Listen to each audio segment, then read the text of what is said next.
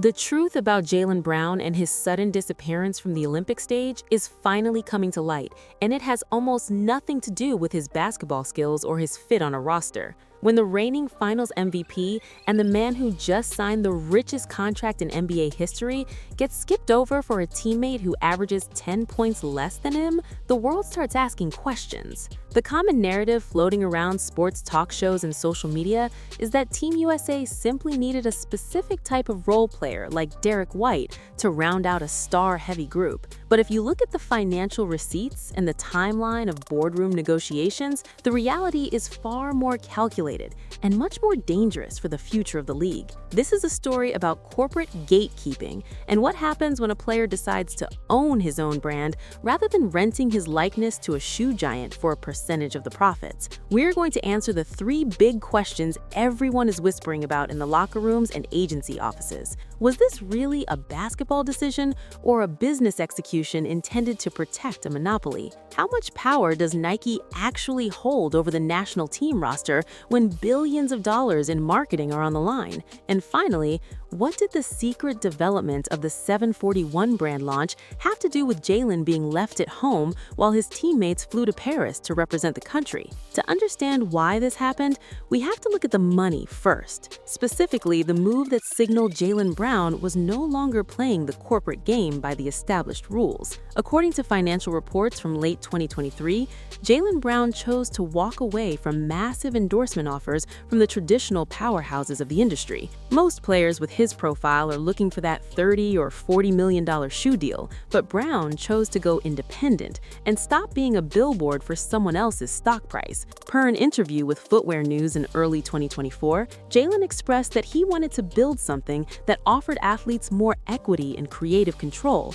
This led to the birth of his brand, 741. In the industry, this is what they call a direct threat to the ecosystem. When a player of Brown's stature stops wearing the swoosh or the three stripes and starts wearing his own logo, he's essentially telling the billion-dollar corporations that he doesn't need them to reach his fans. This creates a massive problem for the brands that pay hundreds of millions of dollars to sponsor Team USA and the NBA itself. According to industry insiders, the tension began long before the roster was finalized because a successful independent brand is a nightmare for the established order. If you have the Finals MVP standing on the podium in Paris wearing a brand that isn't Nike, you're giving millions of dollars in free global advertising to a competitor that doesn't even pay for the privilege of being there. This leads us into the most shocking part of the entire ordeal, which is the alleged shadow ban that took place behind closed doors. According to the timeline of events, on July 10, 2024,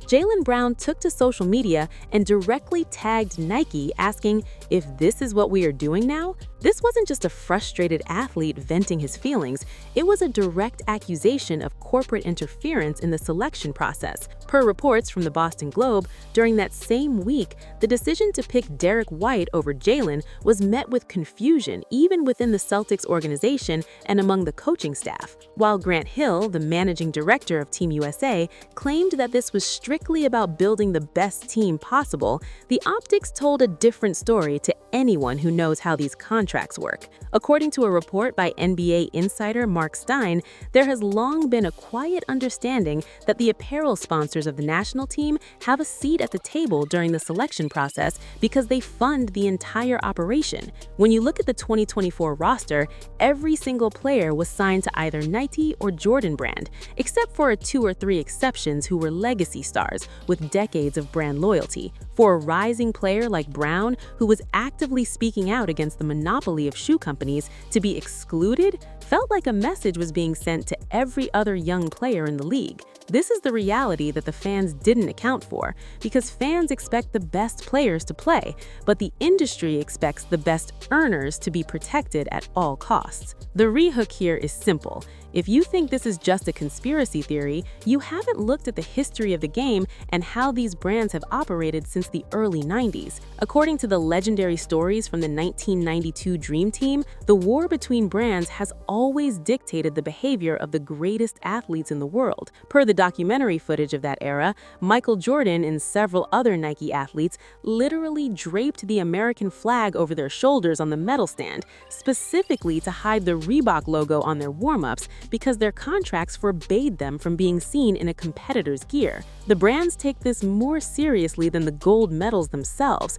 because their quarterly earnings depend on these visual cues. In 2024, that same energy has evolved into what many call the velvet rope of the industry. Per a series of leaked memos and agency discussions reported on by sports business analysts, the cost of a player going rogue and starting their own brand is often their inclusion in high-profile marketing events controlled by the major sponsors. Jaylen Brown wasn't just fighting for a spot on a team, he was fighting against a system that requires total brand loyalty in exchange for access to the global stage. As we dig deeper into the actual replacement of Jaylen Brown by Derek White, the contradictions become even more glaring and harder for the league to explain away. According to statistical analysis from the 2023-2024 season, Jaylen Brown was superior in almost every offensive and defensive metric that defines a superstar in the modern game. He was the most valuable player of the Eastern Conference Finals and the NBA Finals,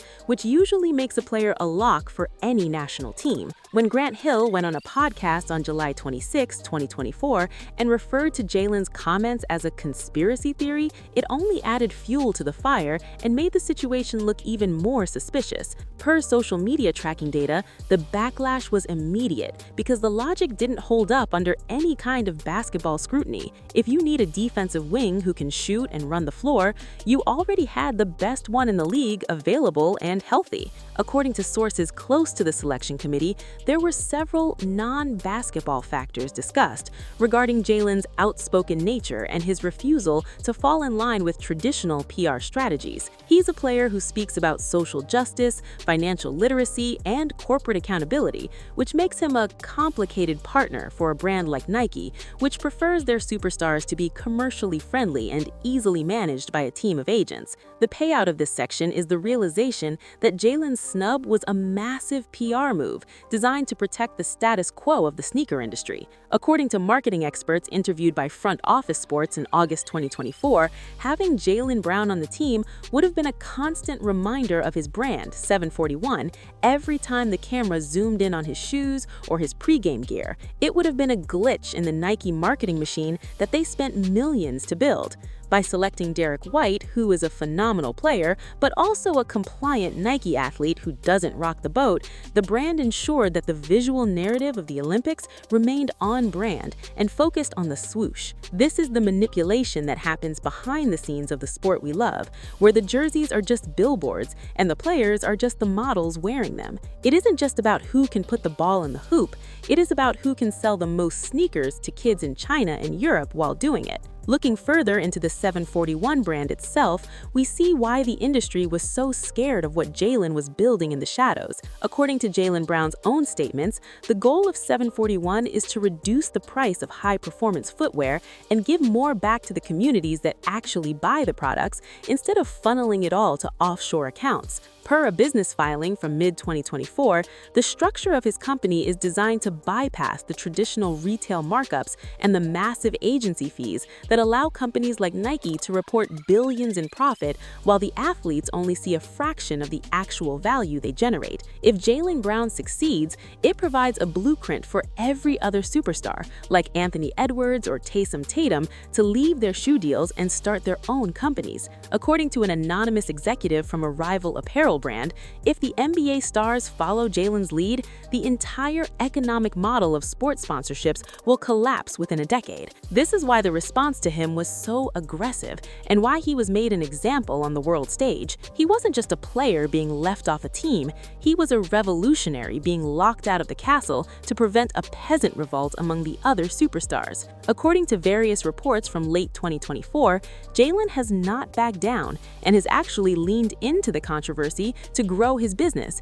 Instead of being discouraged by the snub, he has used the villain narrative to fuel the marketing for 741, making it the brand for the outsiders and the unfiltered. per social media engagement metrics, his disrespect arc has actually made him more popular with a younger demographic that values authenticity and standing up to the man over corporate polish. The expectation from the league was that he would be forgotten once the gold medals were handed out and the parade was over, but the reality is that he has become a symbol of athlete independence that won't go away. According to his recent public appearances, Jaylen is leaning into the idea that he doesn't need the validation of a selection committee when he has the validation of his own balance sheet and a direct line to his fans. He's proving that the gatekeepers only have power if you are afraid to lose what they are offering. The impact of this saga on the WNBA and the future of athlete branding cannot be overstated either.